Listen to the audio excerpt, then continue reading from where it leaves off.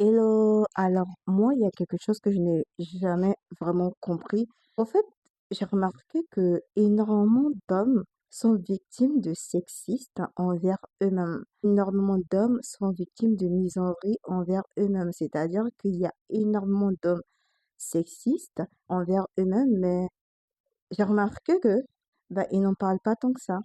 Un homme peut être victime de sexisme, il peut être victime de misandrie, mais une fois que ça vient d'un autre homme, il n'en parle pas beaucoup. Limite, il le justifie. Ça fait rire. Les gars se taquinent, c'est censé être drôle. Bon, ok, si vous le dites, mais c'est pas drôle.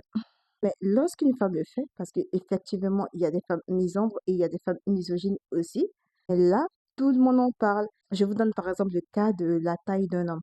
Vous savez que beaucoup d'hommes sont un peu quand même, bon, pas un peu, mais très très sensibles concernant leur taille.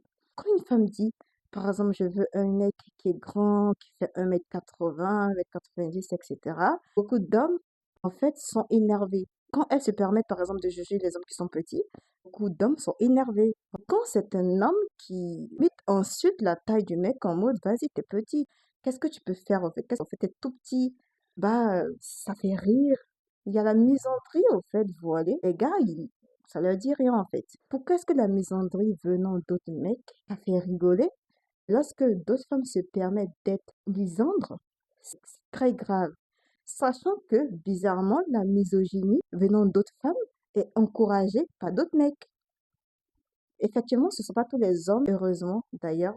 Donc, vous pouvez m'expliquer ça? Je ne sais pas si vous avez remarqué ça. La misandrie, le sexisme envers eux, venant d'autres hommes, ils le justifient.